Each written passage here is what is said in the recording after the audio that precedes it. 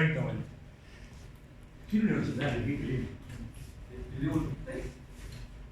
Bueno, bienvenido, gracias. Autopresentate, que es más fácil. Primero que nada, buenas noches a todos y hoy muchas gracias por estar acá. Gracias a mi viejo amigo, profesor Claudio Pastrana, muy viejo y muy amigo de muchos años, bueno, que me ha invitado a hacer esta presentación de esta película, Metrópolis. ¿Alguien vio la película? ¿Alguien la conoce? ¿Alguien, sí, además de las excepciones que ya conozco, tú seguramente, ¿alguien más la conoce? ¿Oyó hablar? Bueno, la verdad que eso me alegra muchísimo, porque si no yo ya no tendría más nada que decir, dejaba todo por acá y bueno, pasamos a la película, pero bueno. Unos datos. Metrópolis. Bueno, esto por cierto es un afiche de el estreno de Metrópolis en Estados Unidos, ¿no? Ahí ves que Paramount Pictures, dice por ahí abajo. Metrópolis es una película realizada en Alemania. Se filmó entre los años 1925 y 1926, o sea que corresponde al periodo del cine mudo. Y se estrenó en Berlín el 10 de enero de 1927. O sea que ahora, en unos pocos meses, en el próximo 2020, si las matemáticas no me fallan, se cumplen 93 años del estreno de Metrópolis.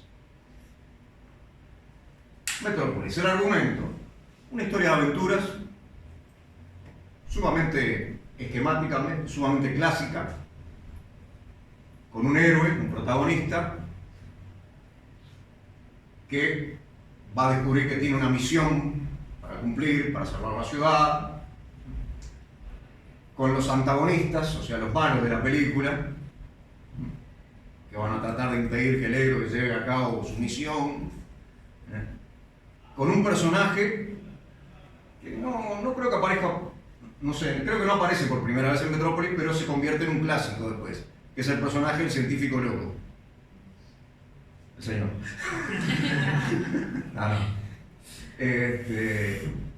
Y por supuesto, bueno, la muchachita. La muchachita, ahí está, que es por supuesto el interés romántico del protagonista, acorde a los argumentos de la época, es también lo que se llamaba la damisela en desgracia, ¿no? En peligro, al que el héroe tiene que salvar, etcétera, etcétera, etcétera. Y hay algo interesante también en Metrópolis, porque nuestra actriz, que se llamaba Brigitte Helm, y que debutó en esta película con 18 años, no solo hace de buena, sino que hace de mala también.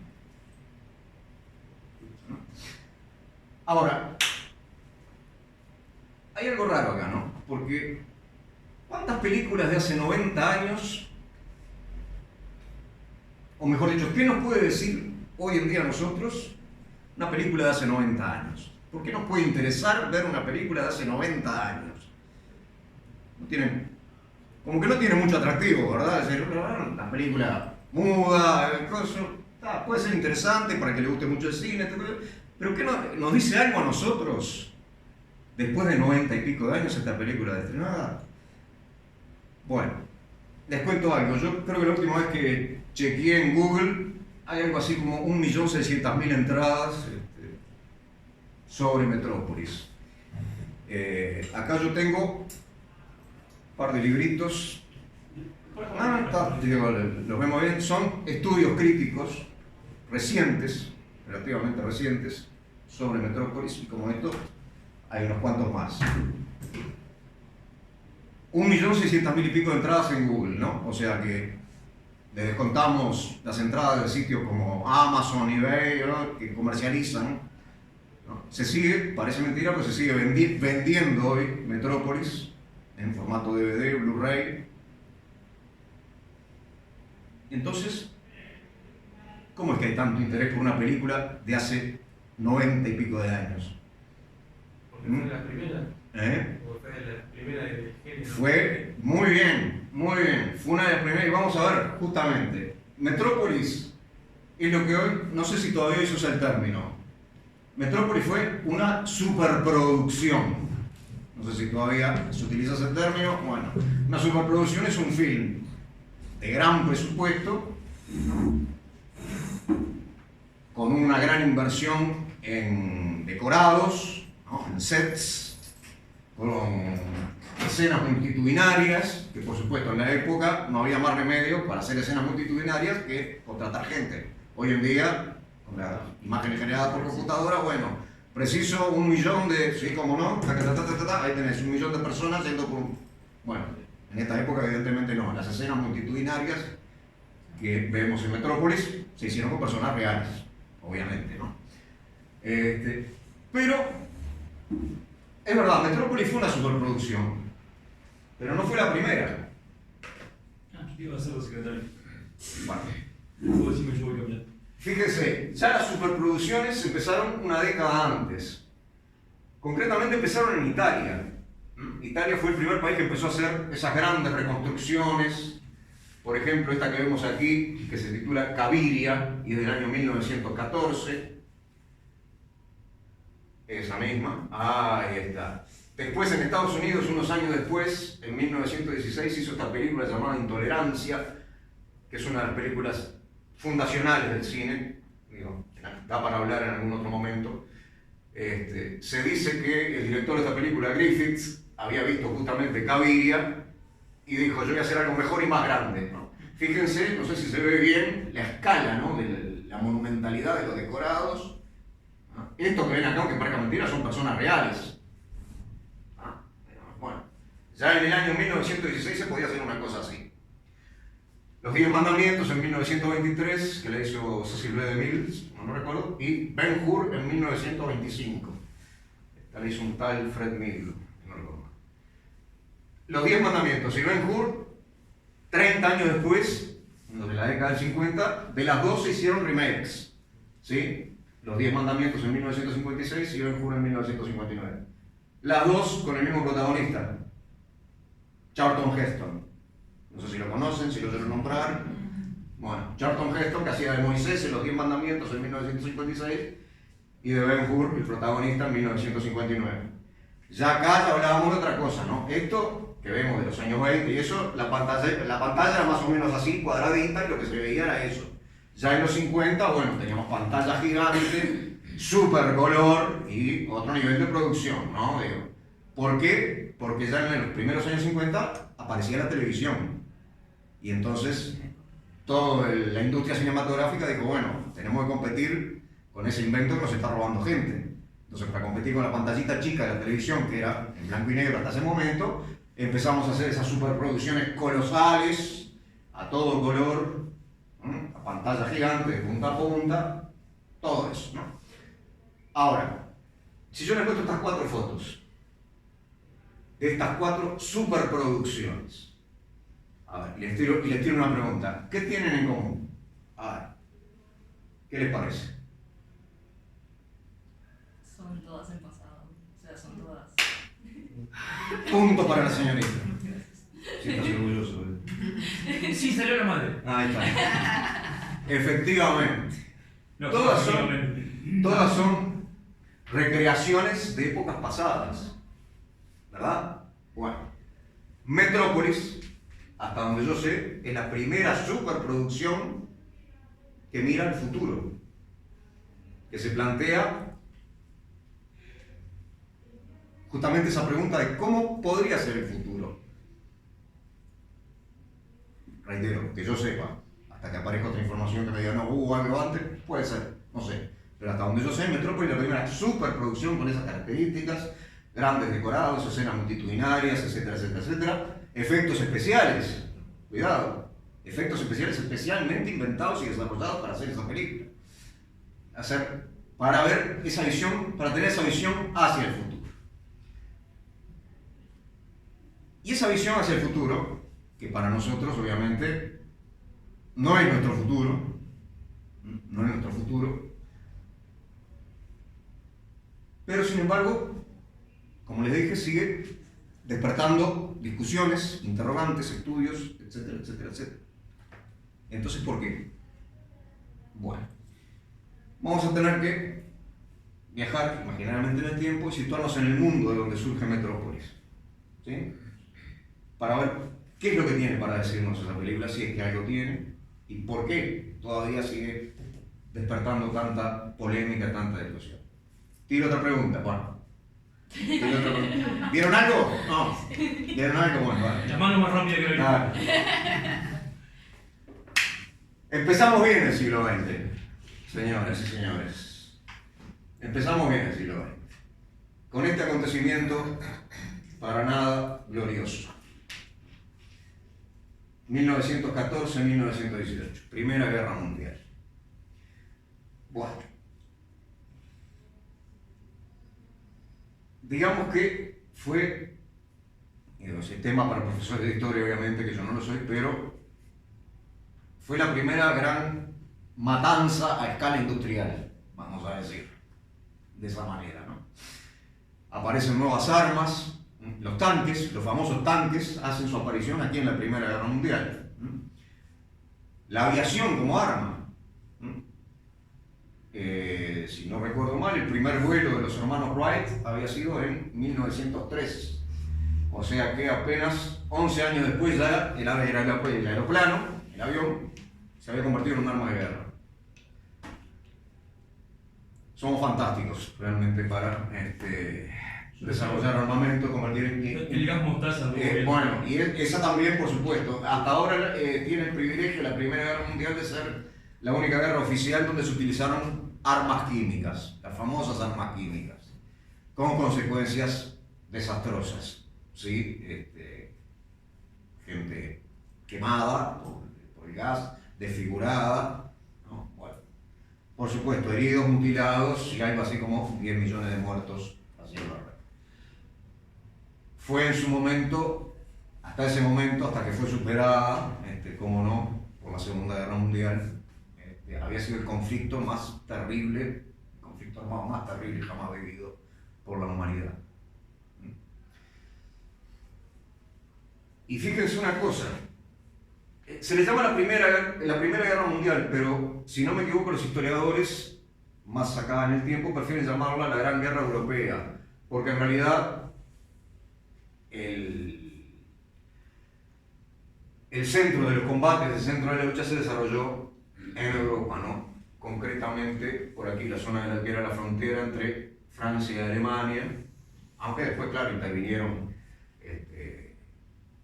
países del resto del mundo, ¿no?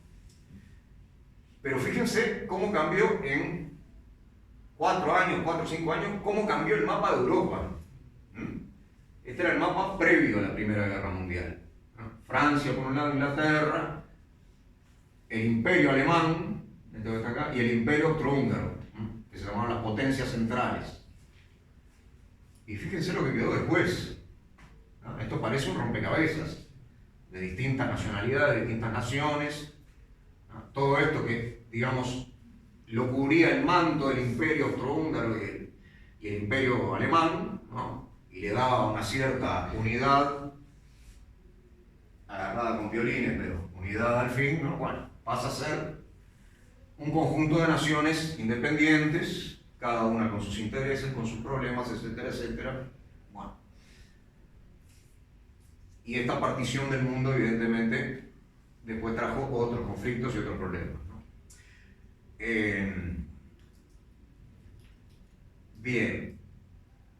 Por supuesto que el impacto que esto produjo en Europa y en el mundo, bueno, le movió el piso a todo el mundo, ¿no? Evidentemente, ¿no? Encontrarnos con esta situación política que cambiaba radicalmente todo lo que se daba por presupuesto, por sentado, ¿no?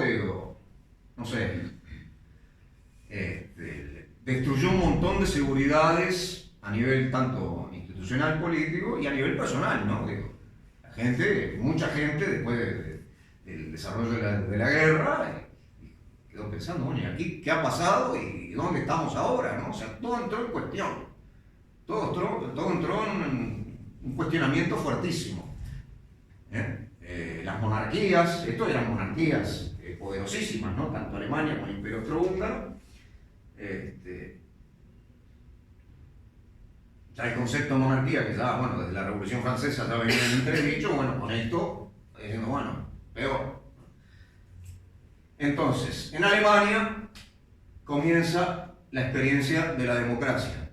Alemania nunca había sido un país democrático hasta que en 1919 se proclama la República de Weimar. Weimar era el nombre de la ciudad, existe todavía por supuesto Weimar, donde se proclamó la República, la Constitución, etcétera, etcétera, etcétera, ¿no? Aquí vemos justamente, ¿no? la manifestación del pueblo alemán al proclamarse la República, ¿no?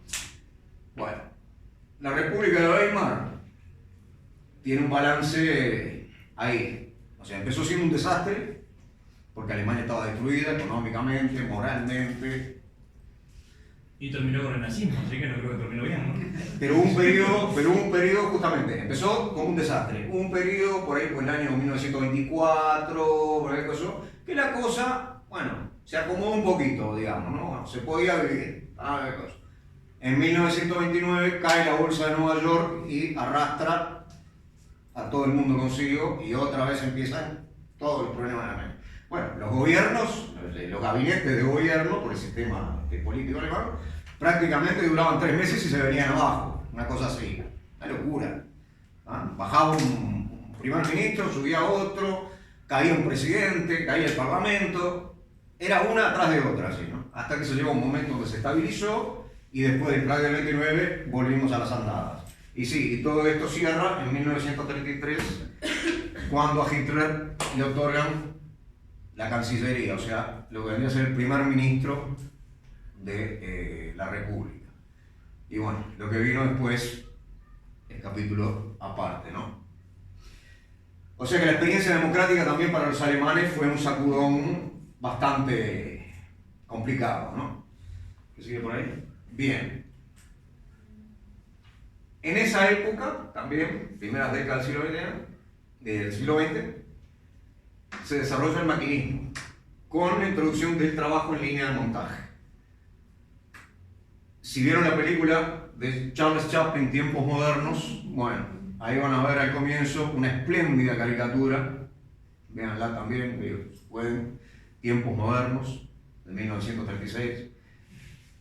¿Cómo era el sistema de línea de montaje? Bueno, yo soy obrero, armo esta pieza, se la paso al compañero, el compañero agarra la pieza, le agrega otra cosa más, se la pasa al otro compañero, le agrega otra cosa más y así sucesivamente hasta que tenemos el aparato terminado. El que introdujo la línea de montaje fue Henry Ford, que por supuesto hacía automóviles, ¿no? El famoso Ford Modelo T, fue su producto creado en una línea de montaje. Ahora bien, lo que pasaba acá, es cierto, como sistema de producción parecía bárbaro, abarataba costos, en cierta forma también disminuía el desgaste laboral del trabajador hasta cierto punto. Pero ¿qué pasaba? El trabajador, como lo muestra brillantemente esa película de Chaplin, pasa a ser un engranaje más en la máquina, una pieza más en la maquinaria. Cuando empieza la película, Chaplin, pobre, está en una línea de montaje con 2 llaves y el trabajo de él es atomizar 2 tuercas de una pieza que va pasando así en la cinta sin fin, ¿no? Trac, trac, trac, trac, trac. El tema es que cuando llega la hora de descanso, el pobre tipo no puede parar y sigue haciendo el mismo movimiento porque está completamente alienado. Vamos a ver cómo nos muestra algo de esto Metrópolis. O sea, ya no en clave cómica, sino en una clave un poco más seria, ¿no? Llevado hasta un extremo. ¿Señor? Bueno, y acá siguen los problemas, ¿no? Surge, por un lado, una gran clase trabajadora y una gran clase industrial, capitalista. Los trabajadores empiezan a reclamar por sus derechos, como vemos acá. Acá, por ejemplo, dice algo así como: ni un penique de los salarios de los trabajadores para los impuestos, reclamo. Bueno, mejoras salariales, mejoras de condiciones, y por supuesto la clase industrial: no, muchachos, que no podemos, que los precios, que esto, que lo otro, que bueno, resultado final, conflicto. Y cuando decimos conflicto, no se imaginen que es como ahora, bueno, consejo de salario, mesa de negociación, no. A ver, los trabajadores arremetían contra las fábricas, deshacían los vidrios, deshacían las máquinas, tiraban algún que otro cóctel molotov, prendían fuego, y por supuesto, bueno, la clase industrial chiflaba, venía la policía a caballo con los machetes, los garrotes, bueno, conflicto, conflicto. Vamos a ver que Metrópolis, en concordancia con esos temas que estaban ahí en esa época, también nos muestra eso proyectado hacia el futuro. Y el otro aspecto es el desarrollo espectacular de las ciudades. En 1924, Fritz Lang hace un viaje a Nueva York por encargo de la productora alemana de la UFA para comprar cámaras cinematográficas, informarse sobre adelantos técnicos y eso. Y Fritz Lang mismo ha contado que cuando llega en el barco a la bahía ahí de Nueva York y ve esa gigantesca ciudad, algo le hace clic y dice, voy a hacer una película sobre una ciudad del futuro. O sea, esto fue la inspiración real fue, digamos, el disparador para que Fritz Lang realizara esa película. Ahora bien, hasta aquí más o menos la parte del contenido. Y como vieron hay mucho para discutir, ¿no? El tema de la cuestión obrera, los conflictos entre capital y trabajo, etcétera, etcétera. Vuelvo a repetir, no se asusten, Metrópolis es una película de aventuras. Esos temas están como telón de fondo, puestos como telón de fondo y dan pretexto justamente a la aventura del protagonista. Pero es importante ver que esos temas estaban ahí. Parte de eso es lo que todavía, digamos, desde hace 93 años nos viene interpelando a nosotros, ¿no? De paso, la solución que propone Metrópolis no le gustó a nadie. Está muy bien, hubo en su momento mucha controversia. Sí, había gente que decía, perdón, ¿alguien dijo cuál? Spoiler. Spoiler. Bueno, no, digo que el público cuando vio lo que planteaba la película decía, no, uno decía, no, esta es una película comunista, es una película grosso, y había otro que decía, no, es una película derechista por esto y lo otro. Bueno, nadie quedó contento. Fritz Lang después se lavó las manos y dijo, no, yo en realidad a mí me interesaba filmar las máquinas y la ciudad y toda la historia de esa. Lo demás, el tema de la historia, bueno, era cuestión de la guionista que era la esposa de él en ese momento, la señora Thea von Harbour. Hizo una lavada de manos ahí con media olímpica, el muchacho. Bueno, ahora, del contenido.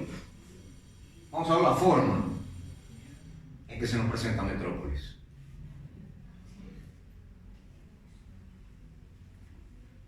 El cine como forma de arte visual, ¿verdad?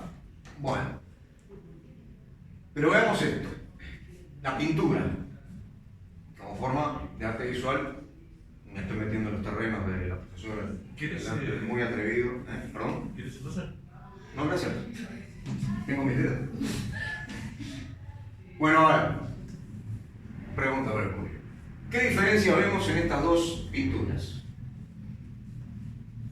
¿Qué les parece? ¿Qué impresión les produce? Esta pintura de acá arriba, por ejemplo. ¿Qué les parece? Dejemos esta por un momento. ¿No? Esta de acá arriba. Fuerte, fuerte, fuerte, sin miedo. Esto no es un examen. Más rural. ¿Perdón? Más rural. Rural. Más rural, sí, perfecto, sí, eso es claramente un paisaje rural. Antiguo, más antiguo que. Antiguo, sí, sin duda, sin duda. ¿Qué más? Y es una pintura realista también. Ajá. Pero como es profesora de la respuesta no vale. Exactamente.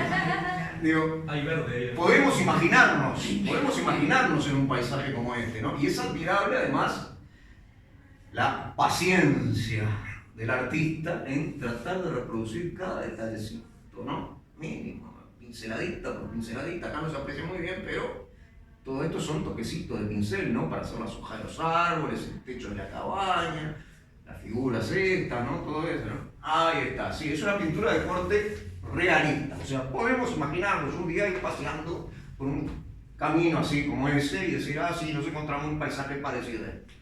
Ahora fíjense en esto. ¿Qué impresión les causa? Caos.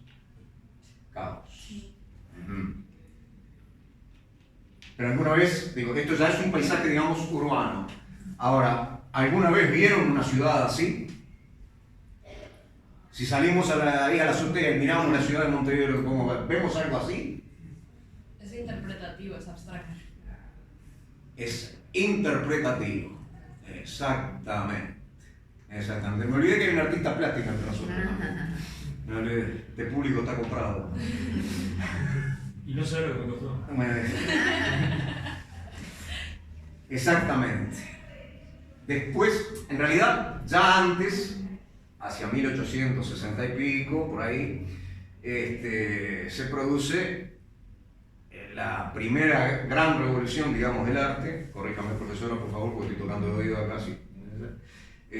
Con los impresionistas franceses, ¿sí? Gauguin, Van Gogh, Degas. Y en este contexto que tú estás Ujú. pintando un poco, estamos ya en el comienzo de las vanguardias, ¿no? Bueno, justamente a eso me iba a referir, Después de todo ese quiebre, todo ese derrumbe que supuso la Primera Guerra Mundial, también cambia la percepción del arte. Y vamos precisamente a las vanguardias artísticas del siglo XX. Vanguardia, un término tomado del léxico militar. Avant-garde, en francés. Avant-garde. Avant-garde. Exactamente. Bien. ¿Qué era la vanguardia? Y eran las primeras filas del ejército. ¿Está? Los primeros que eran carne de cañón, los primeros que iban a los palos. Bueno, eso era la vanguardia.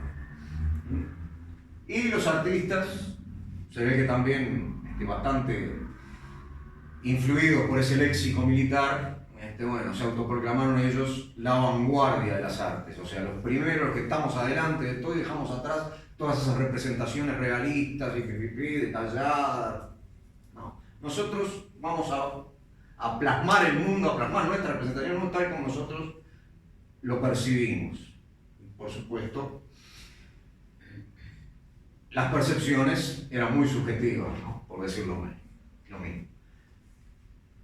Cronológicamente, si yo no estoy mal informado, la primera vanguardia autoproclamada, porque todas las vanguardias fueron autoproclamadas, no recuerdo a nadie, ninguna por lo menos, esto, no. Siempre aparecía uno que decía, bueno, yo en aquel momento voy a fundar el movimiento tal y cual. En el caso del futurismo, fundado por un italiano, Don Filippo Tommaso Marinetti. Don Filippo Tommaso Marinetti. Que era, en dos palabras, un loco bravo. No era pintor, era escritor, poeta, no sé de qué calidad como poeta, pero bueno. Pero a comienzos del siglo XX, este señor escribe el Manifiesto del Futurismo. Y escribe más o menos algo así como: queremos cantar a la belleza de las máquinas, queremos cantar a la belleza del movimiento, de la velocidad, de la violencia, queremos cantar la belleza del fuego saliendo de un caño de escape de un automóvil. Una cosa muy... Decía que un automóvil corriendo era más bello que la victoria de Samotracia. Exactamente. Palabras textuales, exactamente. Bueno. El amigo Marinetti se quiso arrimar a Duce, a Mussolini, quiso ser una especie de artista oficial, filósofo, no sé, ministro de Cultura o lo que fuera, del régimen. Y Mussolini y el resto de los fascistas le hicieron así porque... a ver, Mussolini soñaba con reconstruir el Imperio Romano, soñaba con estatuas de mármol y el Coliseo y la R7, y venía Rayeta a hablarle de que sí, el auto es más hermoso. No, dejate de bromar, el auto es un auto. Le dieron poca pelota, realmente. Pero quedó el antecedente de Marinetti como fundador del futurismo. Todo esto se va dando más o menos, no sucesivamente, más o menos simultáneamente, con pocos años de diferencia. Después tenemos el cubismo. Fue un poquito ya un poquito más importante. Esta obra que vemos acá es de un artista llamado Juan Gris. Juan Gris. El cubismo, por lo menos aquí en esta forma, ¿no? Lo que se planteaba era descomponer los objetos y volverlos a armar utilizando planos bien definidos, ¿no? Como vemos aquí, y todavía los objetos son reconocibles, ¿no? Acá podemos percibir con un poquito de imaginación la forma de una guitarra, una copa, una mesa, partituras quizá, sabemos, naturaleza. Bueno, esta pintura es de Juan Gris, pero, y silencio por favor los que saben, el artista más famoso del cubismo, ¿quién fue? Picasso. Pablo Picasso. Pablo Ruiz. Pablo Ruiz Picasso. Sí, tenía como 10 nombres, creo. Pablo Nepomuceno, no sé cuánto, Picasso. Bueno, él, con muy buen sentido, decidió abreviar en Pablo Picasso. No le entraba en el pie del cuadro. No le entraba en el pie del cuadro. Creo que no. Podría haber puesto las iniciales, pero... Todo alrededor, así. Exacto, exacto. Bueno, seguimos un poquito más. El surrealismo. Otro movimiento que surge en Francia, también en principio a través de un poeta, André Breton, que publica, cómo no, el manifiesto del surrealismo, o los manifiestos del surrealismo, creo que es más de uno. Y el surrealismo va apuntado sobre todo al inconsciente, a los sueños, a la asociación libre de palabras, ¿no? o de imágenes. Y esta pintura, por supuesto, es del artista más famoso del surrealismo, que se llamaba... Profesor, me están... mejor dicho, a mí no. Eso quiere decir que lo aprendieron bien. Salvador Dalí, un señor también muy... Es un genio. Sí, Un genio Salvador Dalí. No se llamaba Eugenio. No, yo sé la canción. Sí, pero no se llamaba Eugenio, no. Yo lo investigué eso también, pero Precisamente surrealismo significaría súper. Súper, claro. O sea, Borges, que Borges justamente prefería el término superrealismo porque decía surrealismo no tenía Sí, sentido. la traducción. Pero bueno, se popularizó como surrealismo, ¿no? Y acá vemos justamente la obra de Salvador Dalí. Esto se llama Premonición de Guerra Civil. Esto se llama Premonición de Guerra Civil. Justamente era lo que se estaba viendo venir en España. Y bueno, y llegamos justamente al movimiento que nos interesa, el expresionismo, que surge en Alemania. ¿Y qué es el expresionismo? Bueno, el expresionismo en sí, básicamente, o por lo menos como yo lo entiendo, es un gran grito. Un gran grito de angustia, de dolor, de miedo, de ira. Esto vendría a ser una representación, un cuadro expresionista así, pero más bien un expresionismo abstracto, ¿no? O sea, vemos estos planos cortados, en ángulo. No podemos discernir muy bien qué se representa, ¿no? Pero sin embargo, vemos, o por lo menos eso quiere transmitir justamente esa carga de emotividad, de dolor, ¿no? De angustia. Lo que vamos a ver en Metrópolis, justamente porque hay que decir que las vanguardias artísticas no se limitaron solo a las artes visuales, ¿no? De una manera u otra afectaron a todas las artes, y el expresionismo concretamente afectó al arte teatral en Alemania. Entonces lo que vamos a ver en Metrópolis es justamente una interpretación, vamos a ver actuaciones expresionistas. ¿Y cómo son? Bueno, justamente tremendamente exageradas. Nos van a parecer a nosotros ahora, espectadores del 2019, más allá de la mímica particular del cine mudo, ¿no? Porque el actor en el cine mudo tenía que expresarse sin palabras. Bueno, si a eso le agregamos el estilo expresionista de interpretación, y bueno, nos encontramos con ojos desorbitados, bocas abiertas, gestos exagerados, ¿no? Bueno, hay que tener presente que ese estilo de interpretación no era porque eran malos actores, era algo que se buscaba conscientemente, era algo que estaba en esa época, un estilo de interpretar en esa época. Hoy diríamos, estos actores son unos payasos, pero no. Bueno, o sea, ubicándonos en esa época, el estilo expresionista de actuación se da en Metrópolis. Next. Bueno, y aquí tenemos justamente la primera película expresionista, que es El gabinete del Dr. Caligari, hecha en 1919. En este caso, El próximo jueves. el próximo jueves en esta misma sala. Exacto. Realizada en 1919, dirigida por un señor llamado Robert Wiene, creo que es. La iba a dirigir Fritz Lang, en su momento le habían ofrecido la dirección, pero no sé qué pasó ahí que no la pudo dirigir. Pero aquí vemos, ¿no?, el concepto de los decorados expresionistas, lo mismo que veíamos en la pintura anterior, ¿no? Esos ángulos cortados, esas paredes inclinadas, ¿no? Que parecen como que se van a caer, ¿no? Sobre la figura del protagonista, el doctor Caligari, aquí el villano de la película, ¿no? Algo de esto hay en Metrópolis, pero Caligari es, sí, en ese sentido, visualmente, es expresionismo químicamente puro, ¿no? Expresionismo visual químicamente puro, ¿no? Con esa puesta en escena, sobre todo. Y con las actuaciones también, ¿no? Por supuesto, lo que explicábamos, ¿no? Los gestos exagerados, toda esa mímica llevada al extremo, ¿no? Entonces, el cine expresionista alemán se inicia con el gabinete del Dr. Caligari, y lo interesante es que durante toda la década del 20 más o menos, hasta los primeros años 30, el cine alemán es el cine artístico por excelencia, ¿no? Como después fue en la década de 1960, por ejemplo, la Nouvelle Vague francesa, todo el mundo era, para estar en la onda, todo el mundo estaba con la Nouvelle Vague, con Truffaut, Godard, todos aquellos, que se largaron a hacer cine por cuenta propia, ¿no?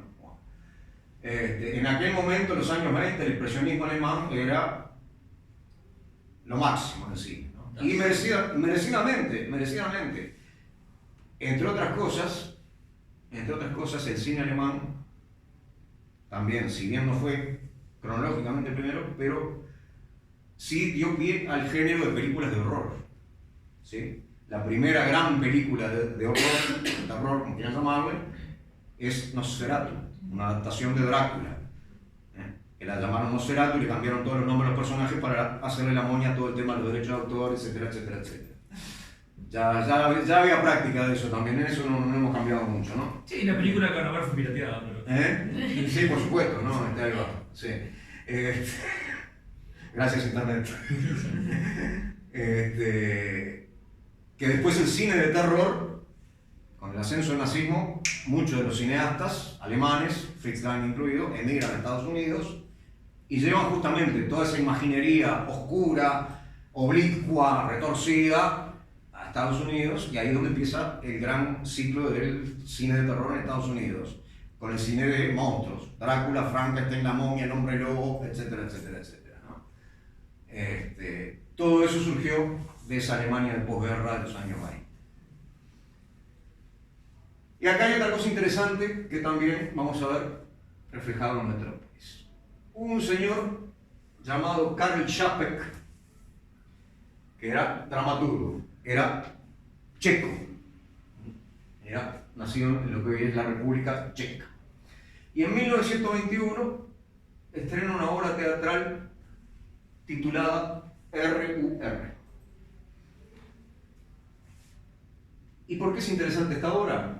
Bueno, porque la trama nos muestra una empresa dedicada a fabricar seres humanos artificiales. Esto que vemos aquí.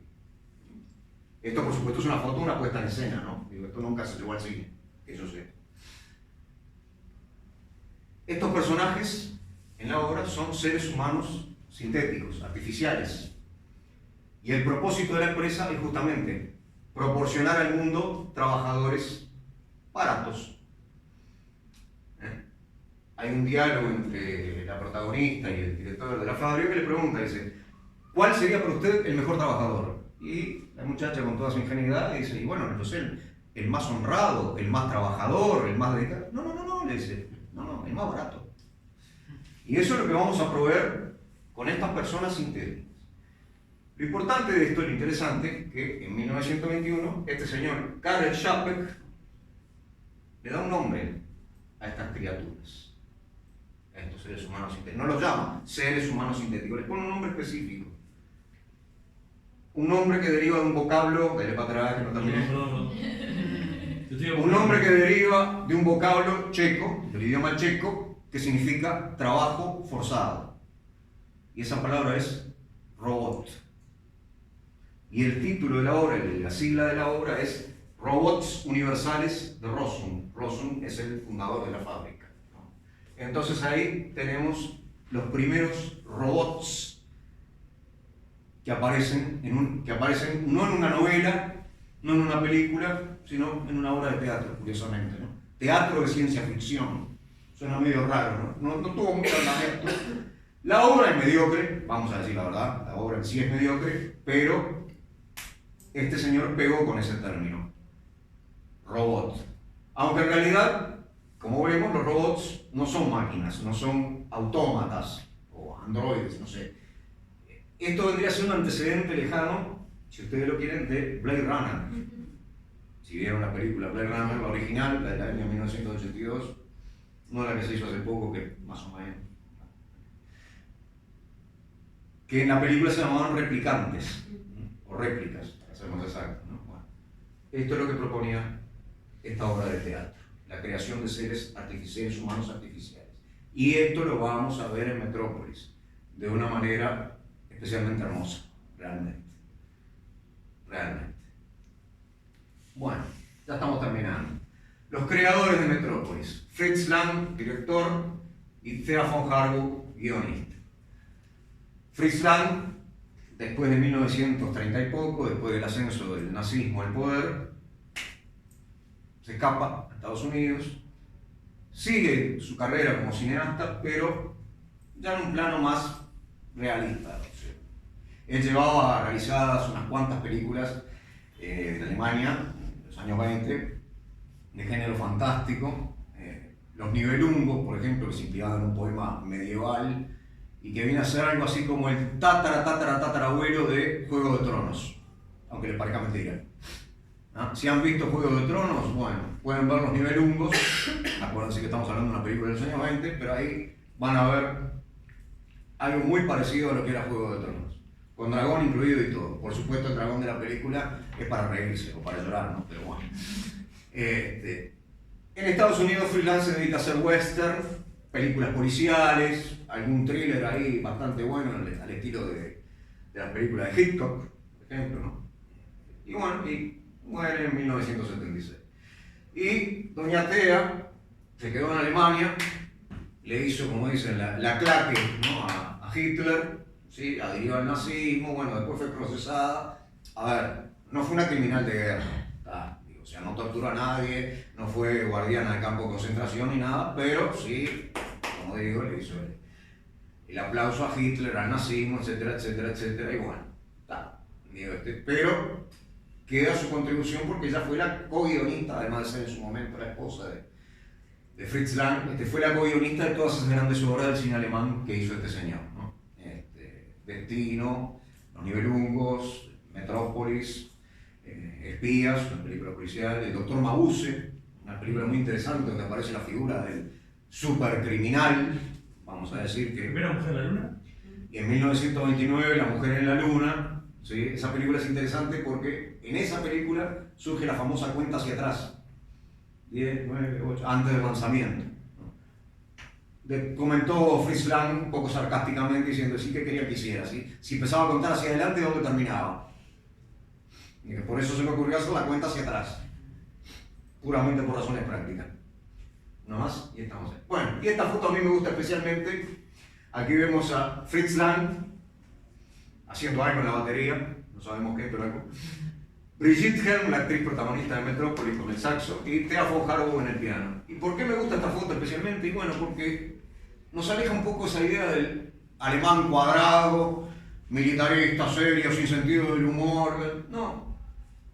Digo, es una foto que para mí nos muestra un aspecto muy, muy humano, ¿no? Digo, muy común, muy cercano a nosotros, ¿no? Digo, se están divirtiendo, o sea, saquémonos un poco de la cabeza esa cosa del alemán, como digo, ¿no? Esa imagen estereotipada que solemos tener a veces, ¿no? Entonces, digo, a mí me gusta mucho, me parece una foto muy, muy divertida y muy amigable, por así decirlo, ¿no? Bueno, y para terminar, la última de todas, los voy a invitar a los que quieran a visitar nuestro grupo en Facebook sobre Metrópolis.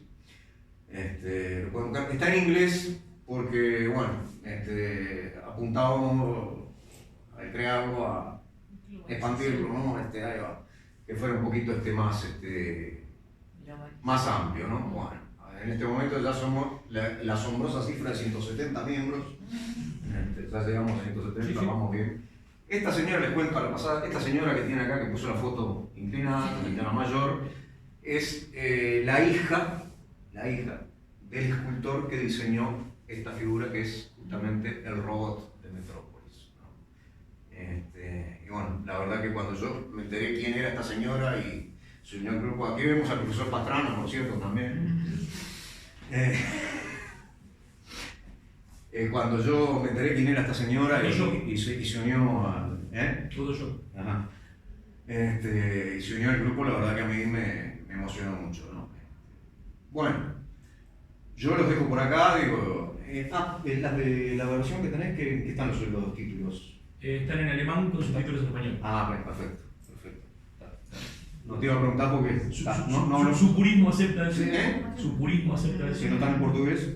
Que tuve a esto de ponerlo en portugués, pero que digo ni un ataque cardíaco. Bueno, si quieren, yo los dejo acá con la invitación a visitar este grupo en Facebook cuando quieran, y si tienen un Insta, si lo encuentran interesante. Yo les voy a hacer firmar los libros después para que queden en la biblioteca. Te agradecemos todo. Bueno, no, las gracias. No.